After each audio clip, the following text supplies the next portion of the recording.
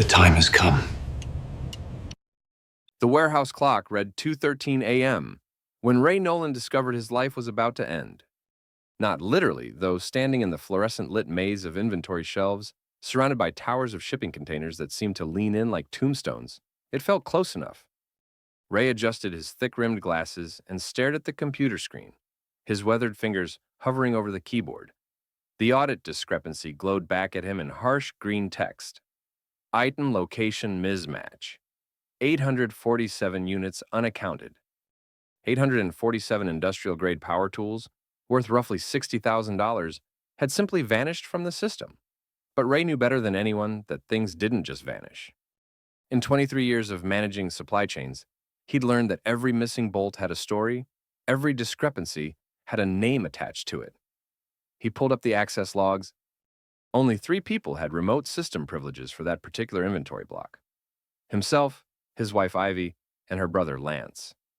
Ray hadn't touched those units in weeks, which left 2 possibilities, and neither one made his stomach feel any better.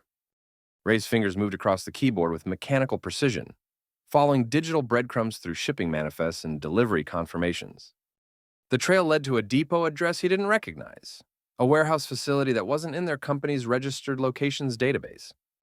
He cross-referenced the address with public records and found it leased under the name L&I Consulting Solutions. L&I. Lance and Ivy.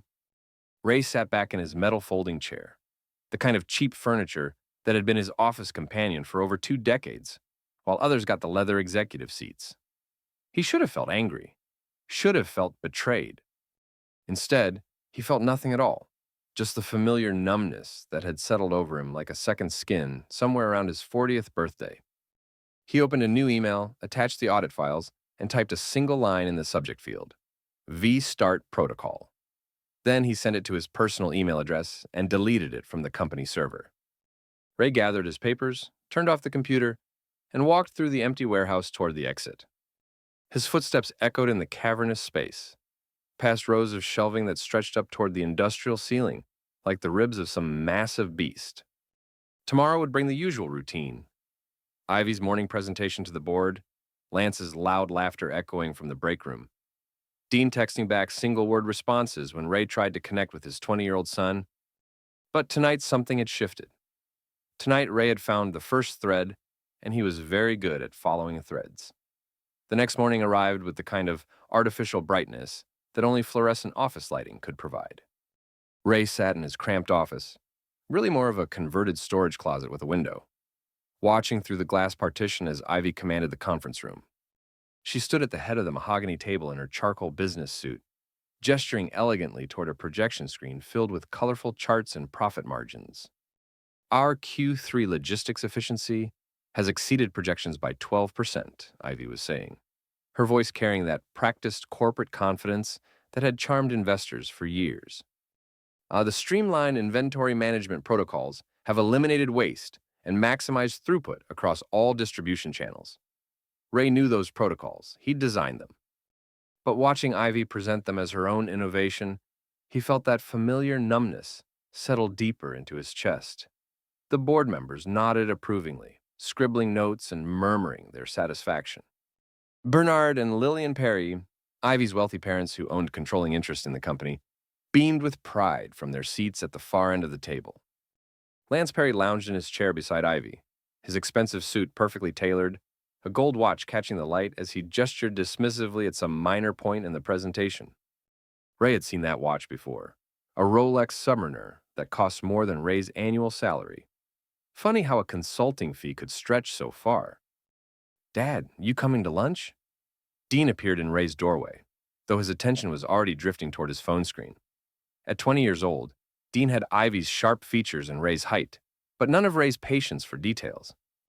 He worked part-time in the office while finishing his business degree, and lately he seemed more interested in networking with Lance than spending time with his father. "Where are you eating?" Ray asked, though he already knew the answer. "Ivy made reservations at that new steakhouse downtown. Lance knows the owner." Dean glanced up briefly. "You should come. It's a family thing." "Family?" Ray nodded slowly. "I'll stick with the sandwich I brought." "You have fun." Dean shrugged and disappeared back down the hallway, his expensive sneakers, Another gift from Ivy, no doubt, squeaking against the polished floor. Ray watched him go, then turned back to his computer screen and pulled up the shipping manifest from the past 6 months. The pattern emerged slowly, like a photograph developing in chemical solution. Small discrepancies, inventory adjustments, equipment redirected to unauthorized locations. Always signed off by either Ivy or Lance, always involving high-value items that wouldn't be missed immediately. The amounts were careful, calculated, never enough to trigger automatic audit flags, but consistent enough to add up to serious money over time. Ray opened a new spreadsheet and began documenting everything. Item numbers, dates, authorization codes, destination addresses.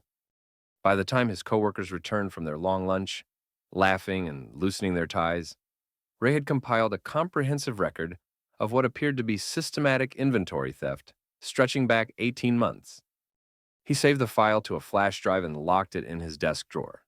Then he went back to processing purchase orders and scheduling deliveries. Just another day in the life of Ray Nolan, the quiet warehouse guy who nobody really noticed. That evening, Ray sat in his kitchen eating reheated pasta while Ivy showered upstairs. The house felt hollow around him, too big, too clean, too much like a showroom where people performed the idea of family rather than actually living it. They'd bought the place 5 years ago when Ivy's promotion came through, a 2-story colonial in a development where all the houses looked identical, except for the color of their shutters. Ivy emerged from the bathroom wrapped in a silk robe, her dark hair twisted up in a towel. She'd always been beautiful in that polished, untouchable way that made men stumble over their words at business dinners. Ray had married her 15 years ago when he still believed that quiet dedication and steady reliability were virtues that mattered. "How was your lunch?" he asked. "Productive." Ivy settled into the chair across from him, checking her phone. "Bernard and Lillian are very pleased with our performance metrics. They're considering expanding our operational autonomy." Our operational autonomy. Ray chewed his pasta and nodded. "That's good news. Lance thinks we should start planning for the next phase of growth. Maybe bring Dean in full-time after graduation, give him some real responsibility." Ivy glanced up from her phone. "What do you think?" What did he think? He thought his son barely acknowledged his existence. He thought Lance Perry was a parasite who'd never worked an honest day in his life. He thought his wife was sitting 3 feet away from him, discussing the future of a company built on his work while stealing from it behind his back. Dean should make his own choices, Ray said. Ivy smiled, the kind of patient expression people used with children who didn't understand adult conversations. "Of course, but it's important to provide guidance, structure. Not everyone is suited for leadership roles." Ray finished his pasta in silence. After Ivy went to bed, he sat in his basement office, surrounded by filing cabinets full of shipping records and maintenance logs, the paperwork archaeology of his professional life. He pulled out the flash drive and plugged it into his personal laptop. The theft operation was more sophisticated than he'd initially realized. Lance and Ivy weren't just skimming inventory. They were running a complete shadow logistics network. High-end equipment would be damaged in shipping or returned by customers, according to the official records, then rerouted to their private depot for resale to cash buyers. The fake consulting company provided a veneer of legitimacy, complete with invoices and tax documentation. Ray estimated they'd stolen close to $200,000 in inventory over the past year and a half, enough for Lance's luxury car, Ivy's designer wardrobe, and Dean's expensive college lifestyle, enough to fund a comfortable future built on Ray's meticulous supply chain systems. He opened a new document and began typing a detailed report, complete with evidence logs and financial calculations. Then he researched corporate whistleblower procedures and internal audit protocols. By sunrise, he had a comprehensive case file ready for submission, but Ray didn't submit it. Not yet. Instead, he made copies of everything and stored them in multiple locations: his home safe, a safety deposit box, and encrypted cloud storage. Then he went upstairs, showered, and prepared for another day of being invisible. The opportunity came 3 weeks later in the form of a family brunch invitation. "It's time we discussed some important family matters," Bernard Perry announced over Eggs Benedict at the country club dining room. Ray's father-in-law was a distinguished man in his 70s, with silver hair and the kind of confident bearing that came from a lifetime of being right about money. Beside him, Lillian Perry dabbed at her lips with a linen napkin, her jewelry catching the morning sunlight streaming through the tall windows. Ivy and Lance sat across from Ray and Dean, both dressed in their best casual attire, the kind of carefully coordinated outfits that cost more than Ray's monthly car payment. Dean seemed excited, fidgeting with his phone and stealing glances at the other diners as if he expected to be photographed. Your mother and I have been reviewing the company's performance, Bernard continued, and we're very impressed with the leadership Ivy and Lance have shown. The efficiency improvements, the cost reductions, the strategic vision, it's exactly what we need to take the business to the next level. Ray nodded politely and cut his eggs. He'd heard this speech before, in various forms, at quarterly reviews and annual planning meetings. He was usually seated in the back of the room during those presentations, taking notes that nobody read. Which brings us to an exciting announcement, Ivy said, her voice carrying that practiced warmth that Ray recognized from her sales presentations. Lance and I have been developing a comprehensive restructuring plan that will position the company for unprecedented growth. Lance leaned forward, his gold watch glinting as he gestured expansively. We're talking about vertical integration, expanded market penetration, and operational streamlining that will increase profit margins by at least 20% within the first year. That sounds ambitious, Ray said quietly. It is ambitious, Lance replied with a condescending smile. That's the difference between management thinking and, well, operational thinking. No offense, Ray, but sometimes you have to see the big picture. Dean actually laughed at his father's expense. Dad's more of a details guy. That's important too, right? Absolutely, Ivy said with false enthusiasm. Which is why we've designed a role that perfectly matches Ray's skill set and experience level. Ray felt something cold settle in his stomach. What kind of role? Bernard cleared his throat importantly. Ray, we want you to know how much we appreciate your years of dedicated service. 23 years of loyalty deserves a recognition and reward. The word deserves hung in the air like a blade waiting to fall. We're offering you an early retirement package, Lillian said gently. Full benefits, pension contributions, and a generous severance that will let you enjoy your golden years without financial stress. Ray set down his fork and looked around the table. Ivy's expression was carefully neutral. Lance was smirking. Dean was studying his phone. Bernard and Lillian looked pleased with their generosity. Early retirement, Ray repeated. You've earned it, Ivy said, and it opens up opportunities for fresh perspectives in operations management. Lance has some innovative ideas about supply chain optimization that could revolutionize our efficiency metrics. Plus, Dean added, I'll be coming in full-time as Chief Financial Officer of the new digital branch. It'll be like keeping it in the family. CFO, his 20-year-old son who couldn't balance his own checking account, was being promoted to CFO while Ray was being pushed out the door. Ray felt that familiar numbness spreading through his chest, but underneath it, something else was stirring, something harder and colder than numbness. This is wonderful news, Ray said calmly. When would this transition take place? Immediately, Lance said with obvious satisfaction. Well, we'll need 2 weeks for the paperwork, but your operational responsibilities can be transferred starting Monday. Ivy reached across the table and squeezed Ray's hand. Her fingers were warm and soft, like a predator's paw. I know it's a big change, honey, but sometimes change is exactly what we need to find new happiness. Ray nodded thoughtfully. Around the table, his family, his wife, his son, his in-laws, his brother-in-law, all smiled at him with varying degrees of pity and satisfaction. They'd planned this moment carefully, chosen the public setting to minimize any potential scene. Even now, he could see other diners glancing over curiously, drawn by the celebratory atmosphere. You know what? Ray said, lifting his coffee cup in a mock toast. You're absolutely right. Sometimes change is exactly what we need. They all raised their glasses, mimosas and coffee cups clinking together in a symphony of betrayal. Ray smiled and nodded and played his part perfectly, the grateful retiree embracing his golden years. Inside, something was awakening, something that had been sleeping for far too long. That night, while Ivy celebrated with Lance at some expensive bar downtown, Ray descended into his basement office and opened his old filing cabinet.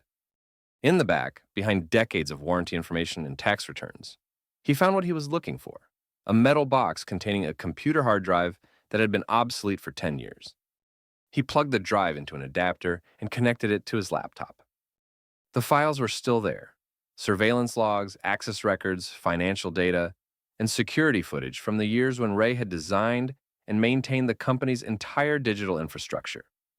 Before Ivy's promotion, before Lance's consulting contract, before Dean learned to look at his father like he was an embarrassment, Ray had built every system, installed every security protocol, and maintained every database that kept the company running.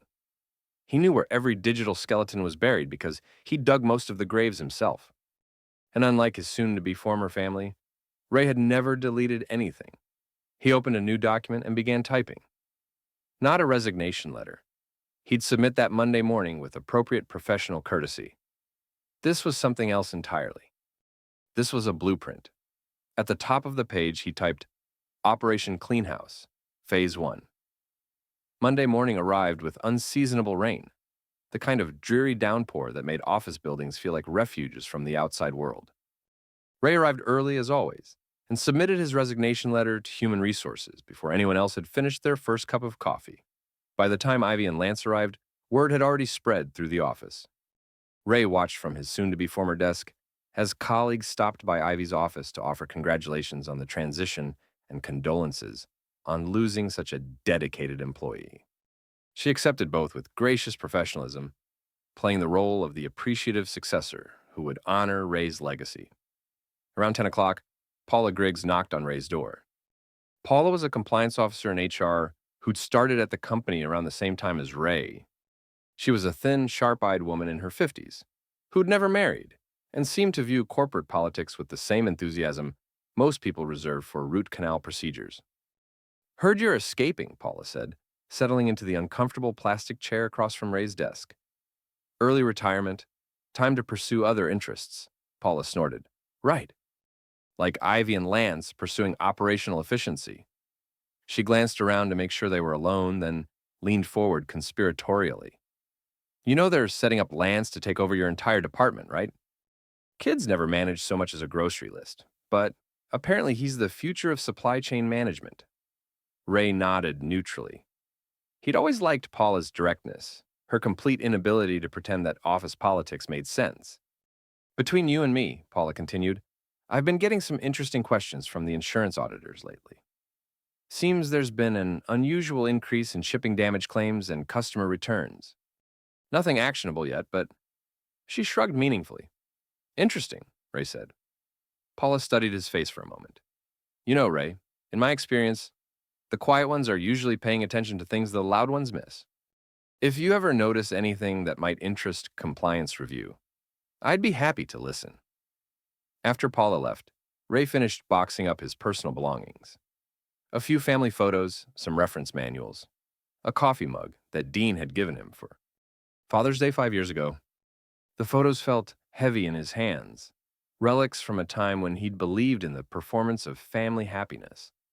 At lunch, he drove to a storage facility across town and rented a small unit under his own name. Inside, he installed a folding table, a chair, and a laptop computer he'd purchased with cash. Then he transferred his files from the basement to his new operational headquarters. The storage facility was perfect, anonymous, accessible 24 hours a day, and completely off the radar of anyone who might be monitoring his activities. Ray had learned long ago that the most effective hiding places were the ones that looked completely ordinary. That evening, he cooked dinner for himself and Ivy, a simple meal of grilled chicken and vegetables that they ate while making polite conversation about his retirement plans. Ivy seemed genuinely relieved that he was taking the transition so well. She even suggested they take a vacation together, maybe a cruise or a trip to Europe. "We should celebrate this new chapter," she said, refilling their wine glasses. "You've worked so hard for so long. Now you can finally relax and enjoy life." Ray smiled and agreed that a vacation sounded wonderful. After dinner, while Ivy took a conference call in her home office, he went down to the basement and began systematically copying files to encrypted drives. Every shipping manifest, every access log, every digital record of the past 5 years. He worked methodically without emotion, like a coroner cataloging evidence. The next morning, Ray visited Paula Griggs in her HR office. She looked up from her computer with raised eyebrows as he closed the door behind him. "Already missing the corporate lifestyle?" she asked. Ray placed a manila envelope on her desk. I thought you might find this interesting. Background information for your insurance audit review. Paula opened the envelope and scanned the first few pages. Her expression grew more focused as she read, her compliance officer instincts clearly engaged. This is comprehensive, she said finally. I had time on my hands. Paula looked up at him with new respect. Ray, this kind of documentation takes serious investigative work. Why bring it to me instead of going directly to law enforcement? Because, Ray said quietly, I believe in proper channels. And I believe in giving people opportunities to make things right before external authorities get involved. Paula nodded slowly. So how long do you think those opportunities should last? That depends on how quickly the proper authorities can conduct a thorough review. After leaving Paula's office, Ray drove to his storage unit and began the next phase of his operation. He'd spent years maintaining the company's security systems, which meant he still had administrative access to cameras, access logs, and communication records. Officially, his passwords should have been deactivated when he submitted his resignation. Unofficially, IT security was handled by a 22-year-old intern who was more interested in video games than cybersecurity protocols. Ray accessed the surveillance system remotely and began reviewing footage from the past 6 months. He fast-forwarded through hours of routine warehouse activity, looking for specific moments. Lance and Ivy meeting after hours, conversations in supposedly private locations, any visual evidence that corroborated his financial documentation. What he found exceeded his expectations. 3 months earlier, the security cameras had captured Lance and Ivy in the warehouse break room at 11 p.m., well after the facility was supposed to be empty. They were reviewing paperwork and laughing about something Lance was reading aloud from a shipping manifest. Your husband is such an idiot, Lance was saying. 23 years, and he still thinks loyalty means something. Guy could have been making real money if he wasn't so pathetically honest. Ivy looked up from her own papers. Ray's not stupid, just limited. He sees trees, not forests. It's actually useful. Keeps him focused on details while we handle strategy. Yeah, but what happens when he figures out what we're doing? Ivy shrugged dismissively. He won't. And even if he does, who's going to believe him? I'm the VP of operations. You're the strategic consultant, and he's just the warehouse guy who got passed over for every promotion. Besides, Dean thinks Ray is embarrassing. If it came down to choosing sides, Ray would be alone. Lance laughed. Poor bastard. Building our retirement fund and doesn't even know it. Ray watched the footage 3 times, making note of timestamps and file sizes. Then he copied it to multiple backup drives and resumed his search through the archives. By the end of the week, he had hours of incriminating surveillance footage, documented evidence of inventory theft totaling nearly $300,000, and email records showing coordination between Lance and Ivy's shadow operation. He also had something else, a crystal clear understanding of exactly how his family viewed him. Ray organized everything into a comprehensive case file and prepared multiple copies. Then he began researching corporate law, whistleblower protection statutes, and criminal prosecution procedures for white-collar theft. He approached it like any other complex logistics problem, identifying all the moving parts, mapping the critical paths, and determining the optimal sequence for maximum efficiency. On Friday afternoon, Ray received a call from Dean asking if he wanted to grab dinner. It was the first time his son had initiated contact in months, and Ray agreed to meet at a casual restaurant near Dean's apartment. Dean arrived 20 minutes late, dressed in clothes that probably cost more than Ray's monthly grocery budget. He seemed nervous, fidgeting with his phone and avoiding direct eye contact. Thanks for coming, Dad. I know things have been weird lately with the retirement and everything. Ray ordered a beer and studied his son across the table. Dean had grown up to look like Ivy. Sharp features, confident posture, the kind of natural charisma that opened doors. But there was something else there now, something calculating that Ray didn't recognize. How's the new position working out? Ray asked. Dean's face brightened. It's incredible. Lance is teaching me so much about strategic thinking and market analysis. And Ivy says I have real potential for executive leadership. That's good to hear. The thing is, Dean continued, I wanted to talk to you about something. A kind of a opportunity. Ray waited. Dean leaned forward conspiratorially. Look, I know you're probably feeling left out of all the changes at the company. And I know it might seem like Ivy and Lance are getting all the credit for stuff you helped build. Go on. Well, what if I told you there was a way for you to be part of the growth instead of just watching from the outside? A way to actually benefit from all the innovation that's happening? Ray took a sip of his beer. What kind of way? Dean glanced around the restaurant, then pulled out his phone and showed Ray a document. Lance has been developing this really sophisticated consulting network. High-end clients, premium services, incredible profit margins.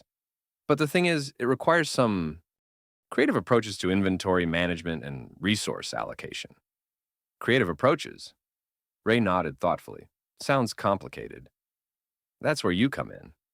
You know the warehouse systems better than anyone. You understand all the logistics protocols and shipping procedures. If you wanted to help out, just occasionally, just with some minor adjustments to paperwork and routing, you could earn more in a few months than your pension will pay in a year.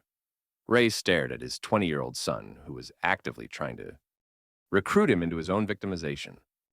Dean sat there with eager anticipation, probably expecting gratitude for the generous offer to let his father participate in robbing his former employer. Minor adjustments, Ray repeated. Exactly. Nothing major, nothing that would hurt the company, just optimizing efficiency in ways that benefit everyone involved. Ray finished his beer and signaled for the check. That's very thoughtful of you, Dean. Let me think about it. Dean's face fell slightly. I was hoping you'd be more excited. I mean, this could really change your whole retirement situation. I appreciate the offer, really. Ray left cash on the table and stood up. I'll be in touch. As Ray drove home through the evening traffic, he felt something crystallize inside his chest. Not anger, not hurt, but a kind of cold clarity that made everything else seem simple by comparison. His son had just tried to make him complicit in his own destruction, probably at Ivy and Lance's suggestion. They weren't content with stealing from him and discarding him. They wanted him to participate in his own humiliation. That night, while Ivy worked late at the office, Ray sat in his basement and finalized his plans. He'd given them every opportunity to stop, every chance, to show even minimal respect for the man who'd built the systems they were exploiting. Instead, they doubled down on their betrayal and tried to turn him into an accessory. Ray opened his laptop and began typing emails. One to Paula Griggs with a complete evidence package. One to the State Attorney General's office with documentation of corporate fraud. One to the IRS with the detailed financial records showing unreported income. He scheduled all the emails to send simultaneously on Monday morning at 9 a.m., exactly 1 hour after Lance's weekly presentation to the board of directors. Then he drove to his storage unit and began preparing for the final phase of Operation Cleanhouse. Monday morning arrived with crystalline autumn sunshine that made the warehouse district look almost picturesque. Ray arrived at the storage facility at 7 a.m. and spent an hour reviewing his documentation one final time. Every piece of evidence was organized, cross-referenced, and supported by multiple sources. He'd built his case like he built everything else, methodically, thoroughly, and with absolute attention to detail. At 8 a.m., he drove to the company parking lot and positioned himself where he could see the main entrance. Lance arrived in his BMW at 8:30, followed by Ivy in her Mercedes a few minutes later. Dean pulled up in his Audi, another gift from the family, at 8:45. Ray watched his former family walk into the building together, chatting and laughing like characters in a commercial for successful living. In 30 minutes, Lance would be presenting his quarterly consulting report to the board.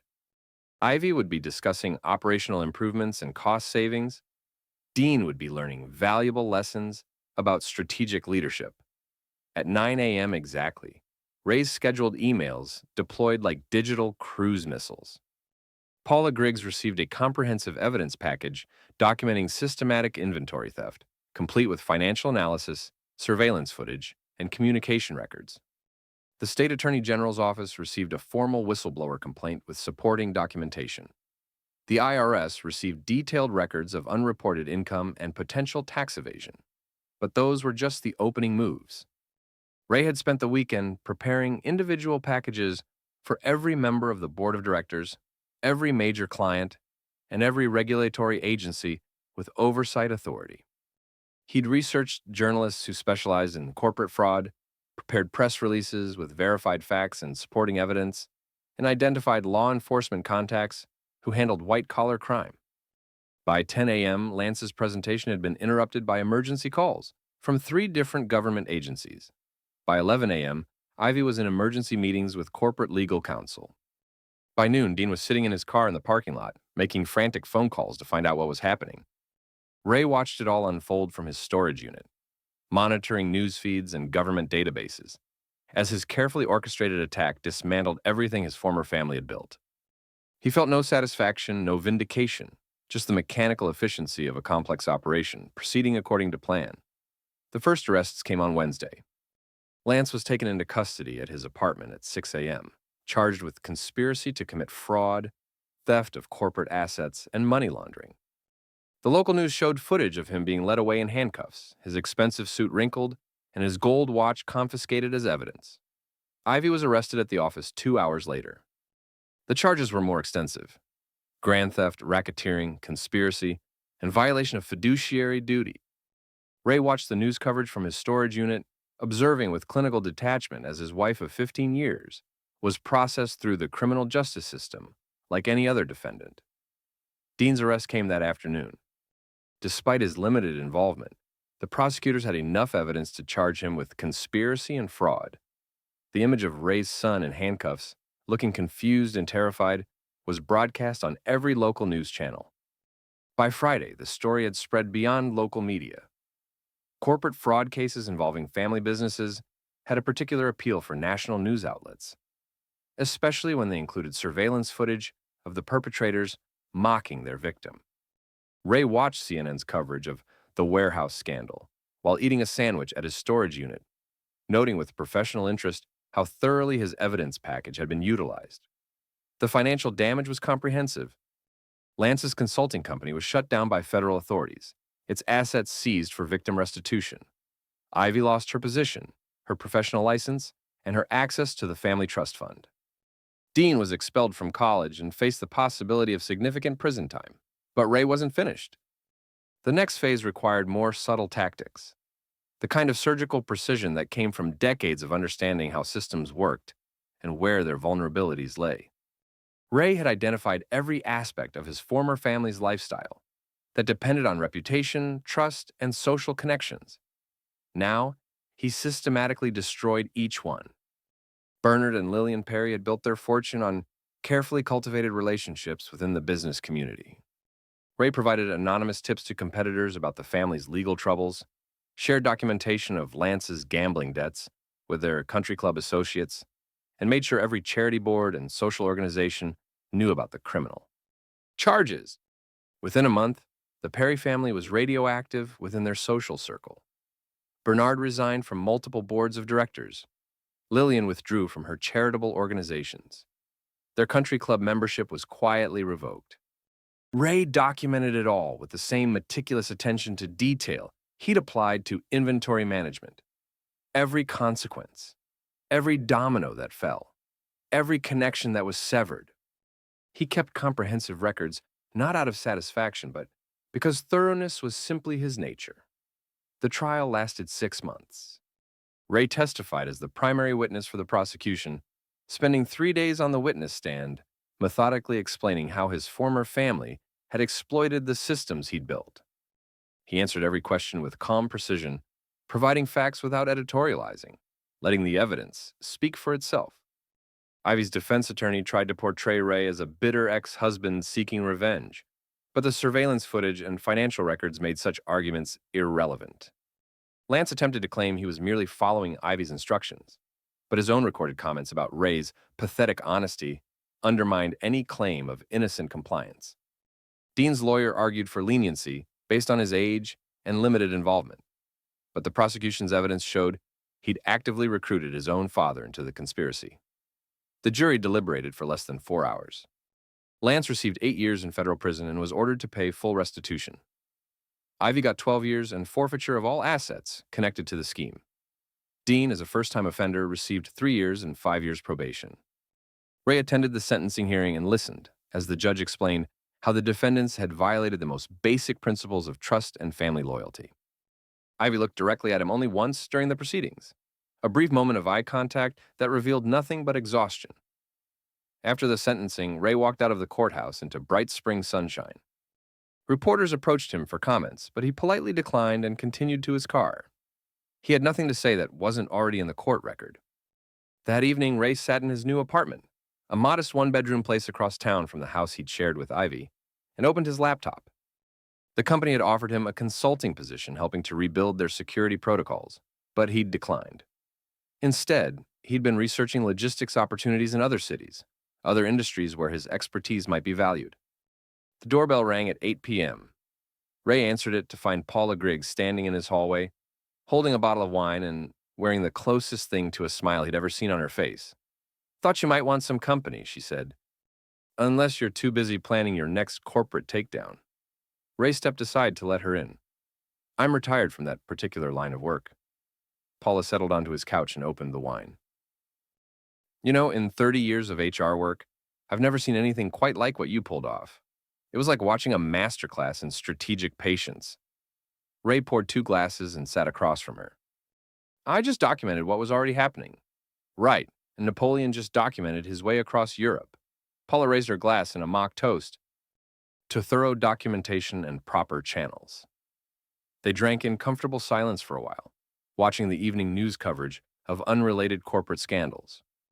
Ray found himself genuinely relaxed for the first time in months, enjoying the company of someone who understood the satisfaction of properly executed procedures. "Can I ask you something?" Paula said eventually. Ray nodded. "Was it worth it? All the planning, all the methodical destruction of people you once cared about?" Ray considered the question carefully. "I cared about the people I thought they were. The people they actually turned out to be were strangers who happened to share my name and address." Paula nodded thoughtfully. "Fair enough. So what's next for the infamous Ray Nolan?" Ray smiled, a real smile, the first one he'd managed in years. "I'm thinking about Portland. There's a logistics company there that's looking for someone to design their new distribution systems. Clean slate, no history, just good work for fair pay. Sounds perfectly boring and respectable." "Exactly." Paula stayed until nearly midnight, and Ray found himself genuinely enjoying her company. She was intelligent, direct, and completely unimpressed by corporate theater, qualities he'd forgotten to value until they were demonstrated in his own living room. After she left, Ray sat at his kitchen table and wrote out a simple to-do list for the next day. Confirm Portland interview, arrange apartment viewing, research moving companies. Normal, forward-looking tasks that had nothing to do with revenge or justice or the systematic destruction of family relationships. The Portland opportunity worked out better than Ray had hoped. The company was expanding rapidly and needed someone who could design distribution systems from scratch. They offered him a generous salary, comprehensive benefits, and the kind of professional respect he'd forgotten existed.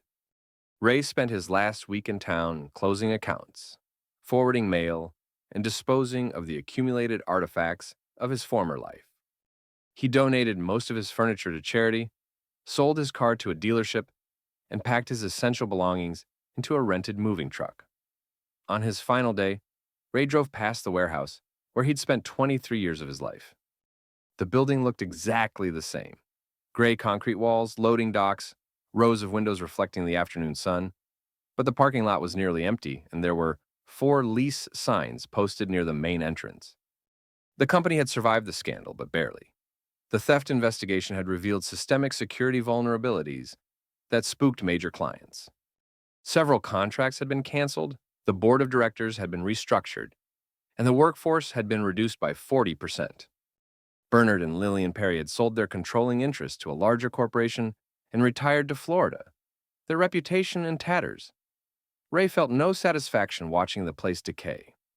It was just another building now, another failed enterprise, in a landscape littered with the consequences of poor decisions and broken trust. His phone buzzed with a text message from Paula. "Safe travels, corporate assassin. Portland's lucky to have you." Ray smiled and typed back, "Thanks for the wine and the company. Take care of yourself."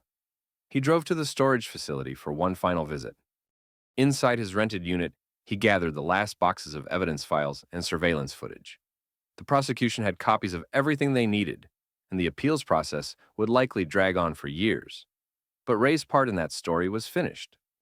He loaded the boxes into his truck and drove to a document destruction facility across town. The industrial shredders made quick work of thousands of pages of carefully compiled evidence. Shipping manifests, financial records, email transcripts, surveillance logs. All the meticulous documentation that had brought down his former family disappeared into confetti and recycling bins. The footage was harder to destroy.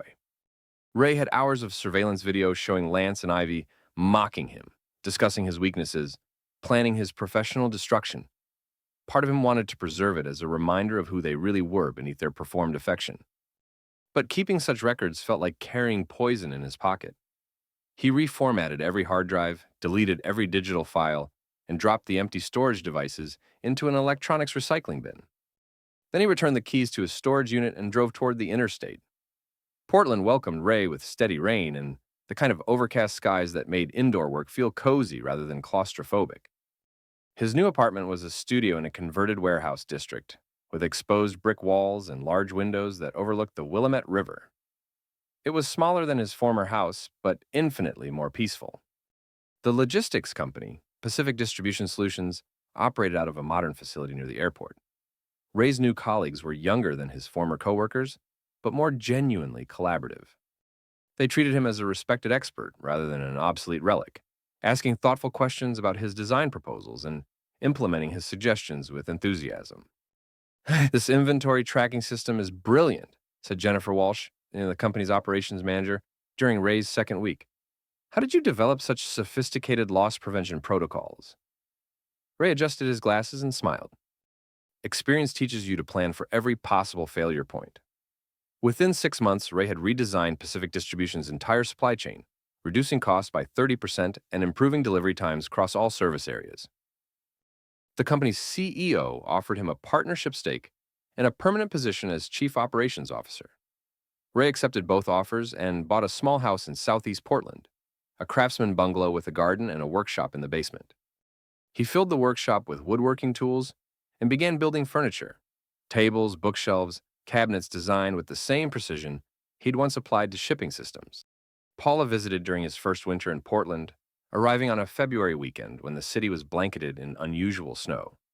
She'd taken early retirement from her HR position and was considering a move to the Pacific Northwest herself. "This place suits you," she said, admiring the dining table Ray had built from reclaimed oak. "You look settled, content even." Ray poured coffee and considered her observation. "I think I'd forgotten what normal felt like." "Turns out I like it." Paula nodded toward a framed photograph on Ray's mantle, a picture of him receiving an industry award for supply chain innovation. "Look at that. Genuine recognition for actual accomplishment." Novel concept. They spent the weekend exploring Portland's neighborhoods, visiting bookstores and coffee shops, hiking in the Columbia River Gorge. Ray found himself genuinely relaxed in Paula's company, enjoying conversations that had nothing to do with corporate politics or family dysfunction. On Paula's last evening, they cooked dinner together in Ray's small kitchen. Paula was surprisingly skilled with a chef's knife, moving through prep work with the same methodical efficiency she'd once applied to compliance investigations. "Can I ask you something personal?" she said while chopping vegetables. "Sure. Do you ever think about them, Ivy, Lance, Dean? Wonder how they're doing in prison?" Ray considered the question while stirring sauce. "Sometimes, but it's like wondering about characters in a book I read years ago. Intellectually interesting, but not emotionally relevant. No regrets?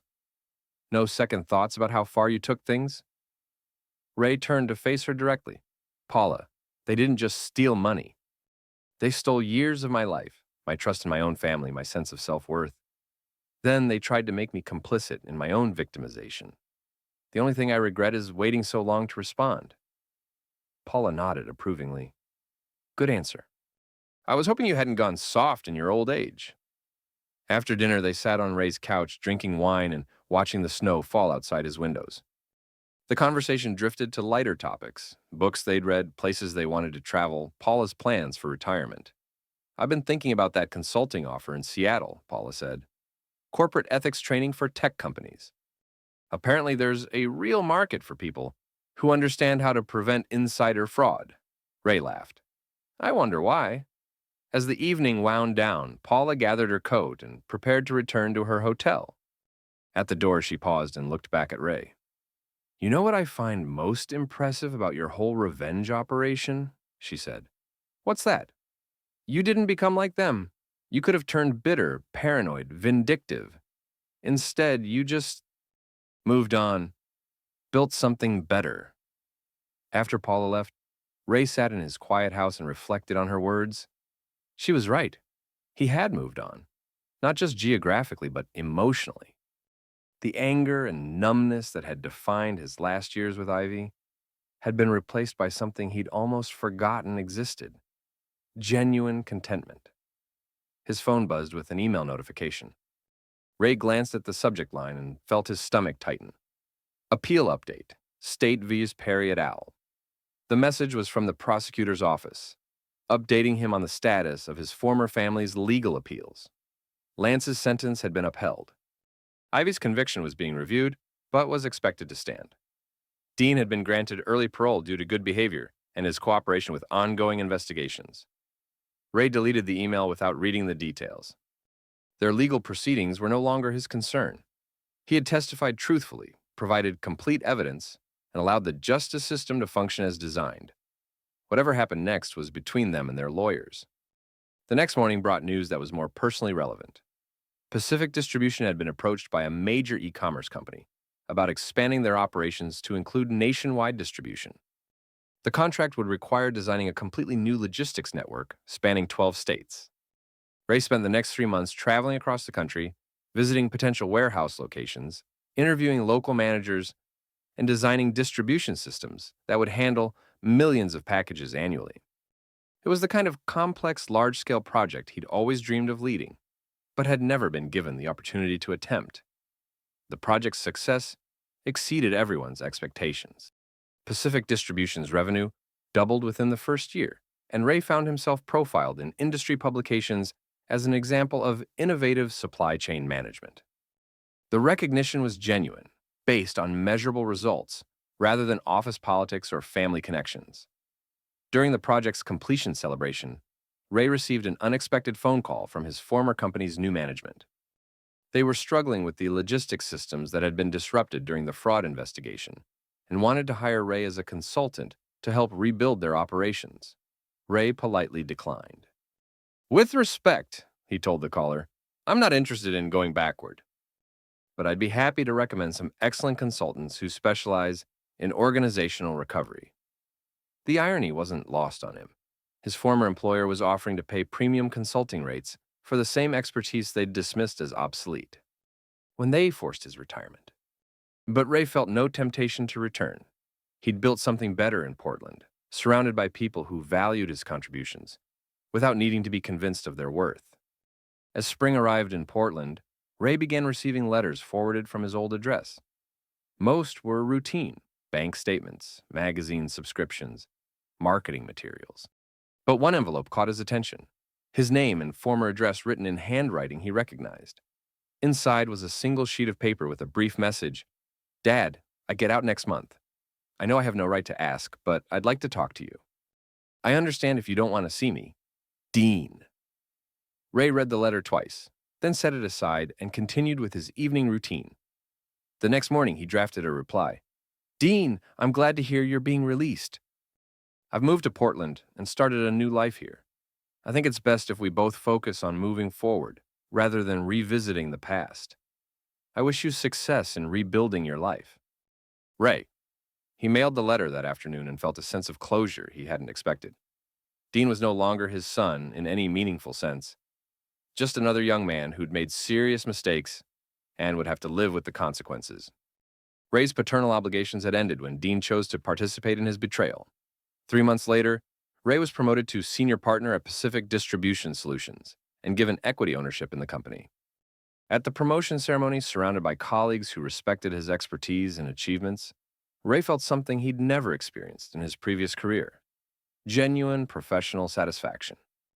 The company's CEO raised a toast to Ray's contributions, noting his role in transforming a regional logistics operation into a nationally recognized distribution network. Ray accepted the praise with quiet gratitude, knowing he'd finally found a place where his talents were valued rather than exploited. That evening, Ray called Paula to share the news. She'd taken the Seattle consulting position and was thoroughly enjoying her new role as a corporate ethics trainer. "Congratulations, partner," she said. "I think you'll stay in Portland long term?" Ray looked out his window at the city lights reflecting off the river. "I think so. It feels like home." "Good. You deserve stability after all the chaos." As Ray settled into his new position, he occasionally wondered about his former life, not with longing or regret, but with the kind of distant curiosity reserved for historical events. The newspaper occasionally carried updates about white-collar crime prosecutions, and Ray would skim the articles with professional interest in the legal procedures rather than personal investment in the outcomes. Ivy had been transferred to a minimum security facility after serving 2 years of her sentence. Lance had been denied parole and would serve his full term. Dean had been released early and was reportedly working at a fast food restaurant while attending community college. Ray felt no satisfaction learning about their reduced circumstances, but no sympathy either. They were living with the consequences of their choices, just as he was living with the consequences of his. The difference was that his choices had been based on principles rather than greed. The 5-year anniversary of Ray's move to Portland arrived with unexpected fanfare. Pacific Distribution Solutions had grown into one of the largest independent logistics companies on the West Coast, and industry publications wanted to interview the quiet genius who'd engineered the transformation. Ray declined most media requests but agreed to speak at a logistics conference in Seattle. His presentation, Systematic Thinking in Complex Operations, drew a standing ovation from an audience of supply chain professionals who understood the technical sophistication of his achievements. After the conference, Ray drove to a small cafe overlooking Puget Sound and ordered coffee while watching ferries navigate between the islands. His phone buzzed with a text from an unknown number. "Saw your presentation online. Impressive work. I'm proud of what you've accomplished. Dean." Ray stared at the message for a long moment, then deleted it without responding. Dean was entitled to his opinions about Ray's success, but Ray felt no need to acknowledge them.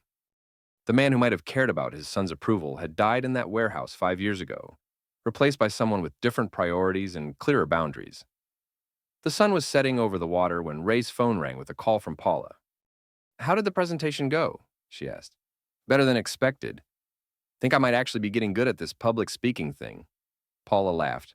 "Who would have thought? The quiet warehouse guy becomes an industry keynote speaker. Funny how life works out. Speaking of which, I have news. The Seattle job has been extended indefinitely, and I'm thinking about buying a house here. Want to help me look at properties this weekend?" Ray found himself smiling as he agreed to meet Paula in Seattle. Their friendship had evolved into something deeper over the years, not dramatic or passionate, but solid and comfortable in ways his marriage to Ivy had never been. As Ray drove back to Portland that evening, he reflected on the unexpected trajectory his life had taken. 5 years ago, he'd been a dismissed employee planning revenge against his betrayers. Now he was a successful business owner in a healthy relationship with someone who appreciated his authentic self rather than the performance of family loyalty. The warehouse lights of Pacific Distribution Solutions glowed in the distance as Ray approached the city. Inside those buildings, systems he'd designed were processing thousands of shipments, connecting businesses across the country through networks of efficient communication and reliable delivery. It was honest work, productive work, work that created value rather than destroying it. Ray had built something lasting and beneficial, the kind of legacy that mattered more than revenge or vindication. He parked outside his house and sat for a moment in the quiet darkness, listening to the sound of rain beginning to fall on his windshield. Somewhere across the country, his former family was probably sleeping in unfamiliar beds, dreaming whatever dreams come to people whose lives had been permanently altered by their own poor choices. Ray gathered his briefcase and walked toward his front door, where warm lights waited behind drawn curtains. Inside, he would review project reports, plan tomorrow's meetings, and maybe call Paula to confirm their weekend plans.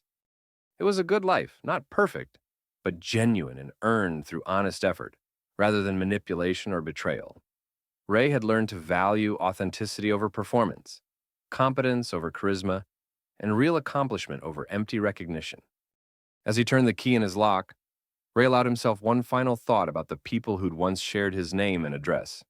He hoped they found peace in their new circumstances, learned from their mistakes, and built better lives going forward.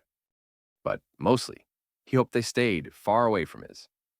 The next morning arrived with clear skies and the kind of crisp autumn air that made Portland feel like the most beautiful city in the world. Ray dressed for work with the quiet satisfaction of someone who genuinely looked forward to his professional responsibilities. At the office, his team was waiting with final preparations for their largest contract yet, a nationwide distribution network for a major retailer that would create hundreds of jobs and establish Pacific Distribution as a true industry leader. Ray reviewed the project timeline with calm confidence, knowing every detail had been thoroughly planned and properly executed. This was what victory actually looked like. Not the destruction of enemies, but the construction of something valuable and lasting. "Ready to change the logistics industry?" asked Jennifer Walsh, grinning with the enthusiasm of someone who loved solving complex puzzles. Ray adjusted his glasses and smiled back. "Let's get to work." As the meeting began, Ray felt a profound sense of completion. He'd rebuilt his life from nothing, surrounded himself with people who valued his contributions, and created a professional legacy based on genuine achievement rather than political maneuvering. The quiet warehouse guy had become exactly what he'd always had the potential to be, given the right environment, the right respect, and the right opportunities to prove his worth. And somewhere in the back of his mind, Ray suspected that the best was yet to come. 3 months later, Ray stood in the executive conference room of Pacific Distribution Solutions, watching as their newest client signed contracts that would double the company's revenue and establish offices in 8 new cities. The expansion would require hiring 200 additional employees and implementing the most sophisticated logistics network Ray had ever designed. "This is remarkable work, Ray," said the client's CEO, a sharp-eyed woman who'd built her own company from startup to Fortune 500 in less than a decade. "Your reputation for systematic innovation is well-deserved. We're looking forward to a long partnership." After the signing ceremony, Ray walked through the warehouse floors, where teams of workers were processing shipments with military precision. The systems he designed handled millions of packages annually with error rates approaching zero, a level of operational excellence that had taken years to achieve but would benefit thousands of businesses and their customers. Jennifer Walsh appeared beside him, carrying a bottle of champagne and wearing the kind of satisfied expression that came from completing impossible projects ahead of schedule and under budget. "So," she said, "ready to admit you might actually be some kind of logistics genius?" Ray watched a forklift operator navigate between towering shelves of inventory with practiced ease. "I think I'm ready to admit I've found the right place to be useful." That evening, Ray drove to Seattle to meet Paula for dinner at a waterfront restaurant she'd discovered near her new house. The establishment was the kind of place where successful professionals celebrated major achievements. Elegant but unpretentious, with spectacular views and food that justified the premium prices. Paula arrived looking genuinely happy, her usual corporate armor replaced by casual clothes and a relaxed demeanor that made her look years younger. Early retirement clearly agreed with her. "So I heard through the industry grapevine," she said, settling into her chair with obvious satisfaction, "that a certain logistics consultant just landed the biggest contract in Pacific Distribution's history. Word travels fast. Good news always does. Bad news travels faster, but good news is more fun to discuss." Paula raised her wine glass in a toast to systematic thinking and strategic patience. Ray clinked his glass against hers. To proper channels and thorough documentation. They ordered dinner and spent the evening discussing Paula's new house, Ray's expansion plans, and their shared amusement at how their former colleagues were struggling with the organizational changes that followed the Perry family scandal. "Heard an interesting rumor last week," Paula said over dessert. "Apparently, Bernard Perry tried to get consulting work with a logistics company in Florida. They Googled his name and politely declined after reviewing his family's legal history." Ray nodded thoughtfully.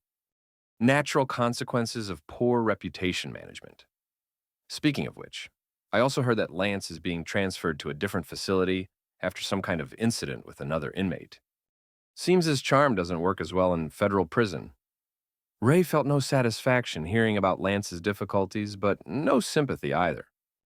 Prison was a natural consequence of stealing hundreds of thousands of dollars and believing you were clever enough to avoid accountability.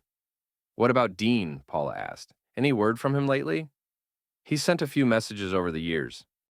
Last I heard, he finished community college and got a job with a shipping company in Phoenix. Entry-level warehouse work, minimum wage. Paula studied Ray's expression carefully. How do you feel about that? Ray considered the question while watching ferries navigate the dark water outside their window. I feel like he's learning what honest work pays compared to criminal conspiracy. It's a valuable education. No parental instincts kicking in, no desire to help him get back on his feet. Dean made adult decisions and received adult consequences. My parental obligations ended when he chose to betray me for money. If he wants to rebuild his life, he's capable of doing it himself. Paula nodded approvingly. Good answer. I was worried you might be going soft in your middle age. After dinner, they walked along the waterfront, discussing Paula's plans for her new career as an independent consultant. Several major corporations had approached her about developing ethics training programs, and she was considering starting her own firm, specializing in corporate fraud prevention. There's apparently a huge market for people who understand how good employees can become insider threats, she said. Who knew? Ray smiled. Anyone who's paid attention to human nature and organizational dynamics. Exactly. Think you'd be interested in doing some consulting work? Your story could be incredibly valuable for training purposes. How to recognize the warning signs, how to build systems that prevent exploitation, how to respond when trusted employees go rogue. Ray considered the offer. Teaching other companies how to avoid the kind of systematic theft that had destroyed his former employer held a certain poetic appeal. Let me think about it, he said. I might be interested in the right kind of engagement. As they reached Paula's car, she paused and looked directly at Ray with the kind of serious expression that preceded important conversations. Ray, can I tell you something I've never said before? Of course. Watching you handle the whole Perry family situation was like watching a masterclass in strategic thinking. Not just the investigation and evidence gathering, but the emotional discipline to stay focused on long-term goals instead of short-term revenge.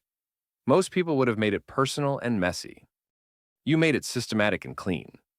Ray felt genuinely touched by her assessment. I had good training in systematic approaches. No, you had natural talent for seeing complex problems clearly and solving them efficiently. That's rare, Ray. Don't underestimate how rare. The drive back to Portland gave Ray time to reflect on Paula's words and his own evolution over the past 6 years. The man who discovered the inventory, discrepancies in that fluorescent-lit warehouse, had been emotionally numb, professionally stagnant, and personally isolated. The man driving south on I-5 tonight was none of those things.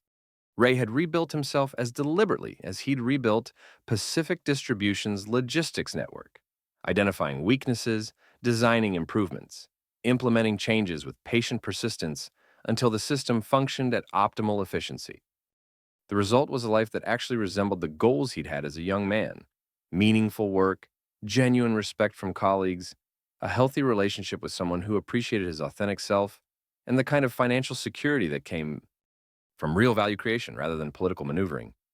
As Ray crossed the Columbia River into Oregon, his phone rang with a call from Jennifer Walsh. Sorry to bother you so late, she said, but I just got off a conference call with our new client's logistics team. They want to accelerate the implementation timeline and add 3 more distribution centers to the initial rollout. Ray smiled in the darkness. How much acceleration are we talking about? 6 months faster than planned. They're willing to pay premium rates for expedited service, but it means redesigning the entire project timeline. Send me the details tomorrow morning. We'll figure out how to make it work. After ending the call, Ray felt the familiar satisfaction that came from being challenged by complex problems rather than constrained by artificial limitations. His former employer had treated his expertise as a maintenance function, something to be managed and contained rather than leveraged for growth. Pacific Distribution understood that Ray's systematic thinking was a competitive advantage worth investing in and building around. The difference in organizational culture had transformed not just Ray's professional success, but his entire sense of what was possible. The next 6 months passed in a blur of project management and logistical complexity that would have overwhelmed most companies. Ray's team designed and implemented distribution networks in 12 cities simultaneously, coordinating construction schedules, equipment installation, staff hiring, and technology integration with the kind of precision usually reserved for military operations. The project succeeded beyond everyone's expectations, establishing Pacific Distribution as the premier logistics provider on the West Coast and generating enough revenue to fund expansion into national markets. Ray was featured on the cover of Supply Chain Management magazine as Innovator of the Year, an honor that came with speaking invitations, consulting offers, and recognition as one of the industry's leading strategic thinkers. But the professional accolades, satisfying as they were, mattered less to Ray than the personal stability he'd achieved. He owned his house outright, had substantial savings, maintained friendships based on mutual respect rather than family obligation, and enjoyed work that challenged his abilities without exploiting his loyalty. On the anniversary of his first day at Pacific Distribution, Ray treated his entire team to dinner at Portland's most expensive restaurant. Watching his colleagues celebrate their shared accomplishments, Ray reflected on how different this felt from the forced camaraderie of his former workplace. These people genuinely liked each other, trusted each other's competence, and took pride in collective success rather than individual advancement.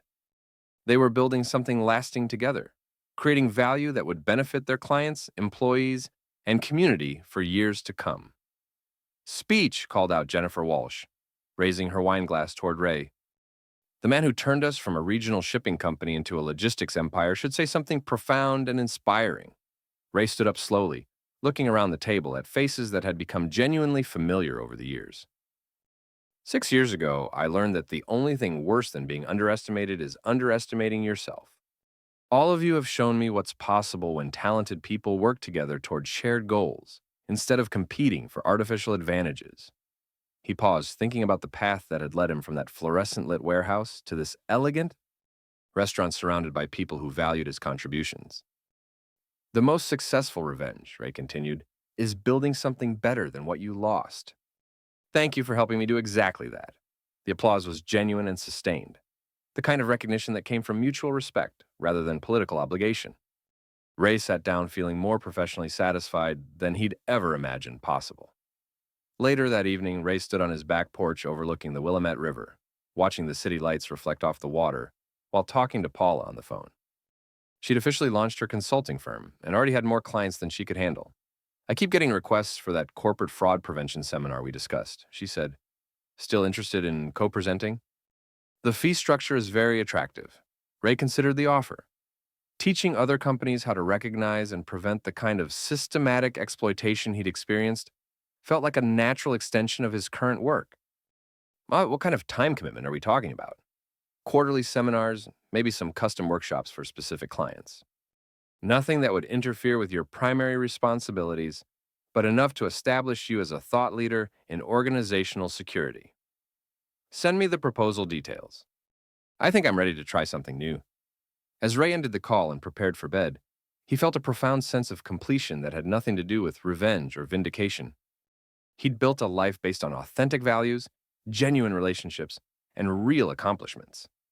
The people who'd betrayed him were living with the consequences of their choices, just as he was living with the consequences of his. The difference was that his choices had been guided by principles rather than greed, long-term thinking rather than short-term advantage, and respect for others rather than exploitation of their trust. Ray turned off the lights and headed upstairs, already mentally planning tomorrow's project reviews and client meetings. There was important work to be done, problems to solve, systems to optimize, and value to create. It was exactly the kind of life he'd always wanted to build: honest, productive, and entirely his own. In the darkness of his bedroom, Ray allowed himself one final thought about the family that had once shared his name and address. He hoped they'd learned from their experiences, made better choices going forward, and found whatever peace was possible, given the damage they'd inflicted on themselves and others. But mostly, he hoped they understood that the quiet warehouse guy had always been capable of exactly what he'd accomplished. They'd simply never bothered to notice. Ray closed his eyes and slept the deep, dreamless sleep of someone whose conscience was clear and whose future was bright with possibility. The morning would bring new challenges, new opportunities, and new proof that systematic thinking and strategic patience could overcome any obstacle. But tonight, Ray Nolan rested in the quiet satisfaction of a man who'd built something worth building and surrounded himself with people worth trusting. It was, he realized, the best possible revenge.